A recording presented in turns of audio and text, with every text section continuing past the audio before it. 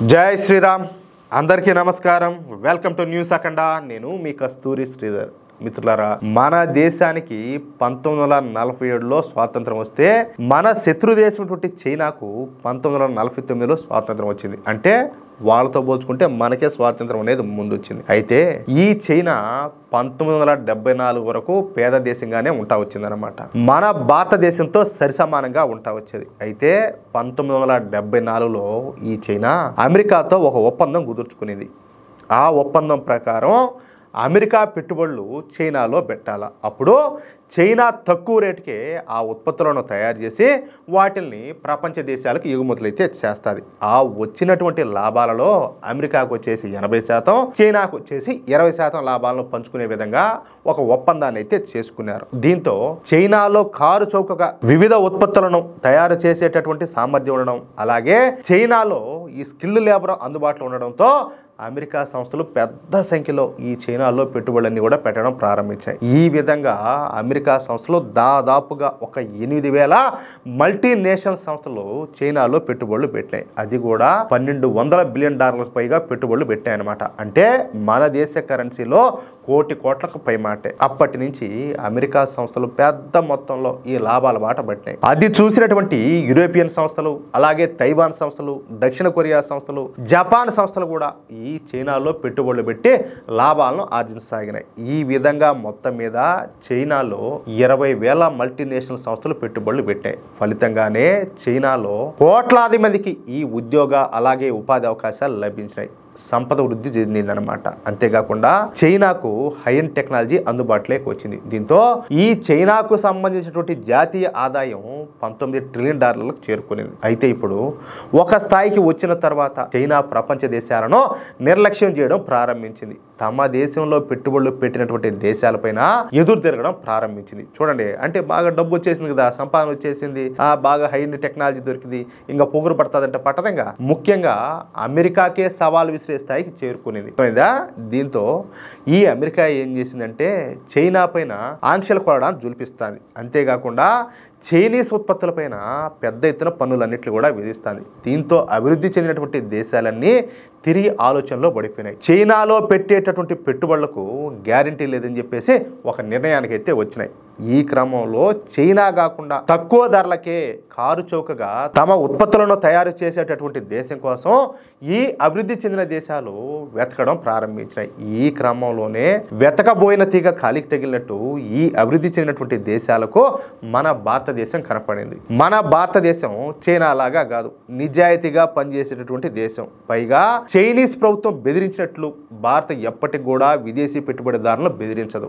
వాళ్ళ నుంచి బలవంతంగా ఈ టెక్నాలజీని లాక్కోదు. పైగా మన భారతదేశంలో ప్రజాస్వామ్య ప్రభుత్వం ఉండాలి. అంతేకాకుండా మన భారతదేశంలో నరేంద్ర మోడీ ప్రభుత్వం make in India, PLI scheme అలాగే ఆత్మనిర్భర్ భారత్ వంటి విధానాలను ప్రవేశపెట్టింది.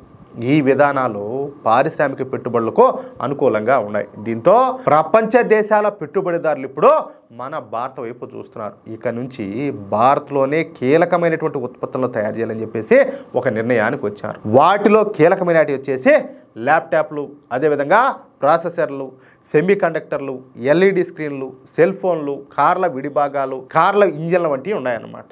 నిజానికి వీటన్నింటిని కూడా ఇప్పటి వరకు చైనాలో మాత్రమే తయారు చేస్తారు. ఈ ఉత్పత్తులను తయారు చేయాలంటే హై ఎండ్ టెక్నాలజీ అవసరం ఉంటుందన్నమాట. అందుకే భారత్లో మన భారతదేశ కంపెనీలతో కలిసి ఈ హై ఎండ్ టెక్నాలజీ ద్వారా వివిధ ఉత్పత్తులను తయారు చేయాలని చెప్పేసి ఈ మల్టీనేషనల్ కంపెనీలన్నీ కూడా భావిస్తున్నాయి. ఈ క్రమంలోనే మన భారతదేశంలో పెద్ద ఎత్తున పెట్టుబడులు పెట్టేందుకు ఆ కంపెనీలన్నీ కూడా ముందుకు వస్తున్నాయి. Ford, HP, LG, Hyundai, Suzuki, Toyota, Apple, Samsung వంటి అనేక సంస్థలు ఇక్కడ ఉత్పత్తి అలాగే పరిశోధనల విషయంలో పెట్టుబడులు పెడుతున్నాయి. భారత గుర్తింపు ఇక పైన కేవలం ఒక పెద్ద మార్కెట్కు మాత్రమే పరిమితం కాదు. ఎందుకంటే మన దేశం చాలా పెద్దది, మన దేశ జనాభా ఇంక చెప్పాలంటే ఇంకా నెక్స్ట్ లెవెల్ అన్నమాట. కాబట్టి ఇది కేవలం మార్కెట్కు మాత్రమే పరిమితం కాదు. ఇటీవల కాలంలో మన భారతదేశం వేగంగా ప్రపంచ తయారీ కేంద్రంగా ఉద్భవించింది. ప్రపంచంలోని అత్యంత అభివృద్ధి చెందినటువంటి పారిశ్రామిక ఆర్థిక వ్యవస్థల కంపెనీలు ఇకపైన భారతదేశంలో స్థానిక వినియోగం కోసం మాత్రమే ఉత్పత్తులను తయారు చేయడంలో ఎగుమతులకు కీలక కేంద్రంగా మారుస్తున్నాయి. ఇకపోతే అమెరికన్ టెక్ దిగ్గజమైనటువంటి HP తన అన్ని ల్యాప్టాప్లను మన భారతదేశంలో తయారు చేయాలని చెప్పేసి యోచిస్తుంది. రాబోయే 3 నుంచి 5 సంవత్సరాలలో మన భారతదేశంలో విక్రయించేటటువంటి అన్ని వ్యక్తిగత కంప్యూటర్లను ఇక్కడే తయారు చేస్తామని చెప్పేసి ఈ HP సంస్థ ఇటీవల స్టేట్మెంట్ ఇచ్చింది. ఇంకా భవిష్యత్తులో ల్యాప్టాప్లను కూడా మన భారతీయ ప్లాంట్ల నుంచి ఎగుమతులు చేస్తారన్నమాట. ఇకపోతే ఈ హుందాయ్, టయోటా, సుజుకి, కియా వంటి ఈ కార్ల సంస్థలన్నీ కూడా మన దేశంలోనే ఇంజిన్లను తయారు చేయాలని చెప్పేసి అతిపెద్ద నిర్ణయం అయితే తీసుకున్నారు. కేవలం ఒక ఫోర్డ్ సంస్థ మాత్రమే మన దేశంలో సంవత్సరానికి 2.5 లక్షల ఇంజిన్లను తయారు చేయాలని చెప్పేసి నిర్ణయించుకునింది. చూడండి, తద్వారా ఏంటంటే మన దేశానికి ఈ ఇంజిన్ టెక్నాలజీ లభించనున్నదన్నమాట. అలాగే ఈ మల్టీనేషనల్ సంస్థలు మన దేశంలో రీసెర్చ్ అండ్ డెవలప్మెంట్ సంస్థలను ఏర్పాటు చేస్తున్నాయి. తద్వారా ఏంటంటే మన దేశంలో కూడా అనేక మంది రీసెర్చ్ స్కాలర్లో తయారవనుండడం విశేషం అనమాట. మొత్తంగా చూడబోతా ఉంటే 2030 నాటికి మన భారతదేశానికి హై ఎండ్ టెక్నాలజీ అయితే లభించున్నది. అదయ్యా విషయమా?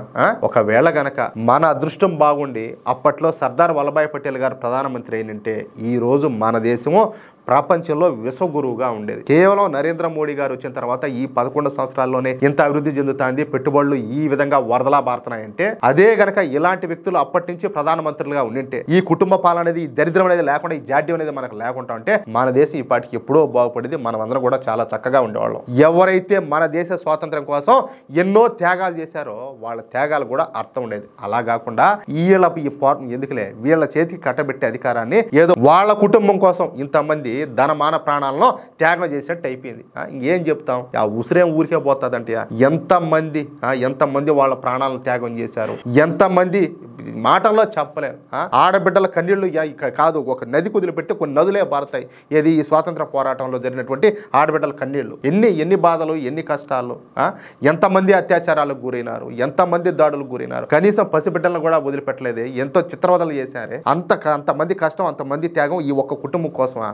వాళ్ళ స్వాతంత్రం తీసుకొచ్చింది ఈ ఒక్క కుటుంబం కోసమా? ఒకసారి ఆలోచించండి. ప్రతి ఒక్కరిలో కూడా మార్పు రావాలా. మనలో మార్పు రాకపోతే మన బతుకులంతా కూడా ఇట్టే ఉంటాయి. అది చూద్దాం ఎందుకంటే ఇప్పటికి కూడా కొంతమంది బానిసలాగా ఆ పార్టీకి, ఆ నాయకులకే సపోర్ట్ చేస్తారు. ఇంకేం మాట్లాడదాము?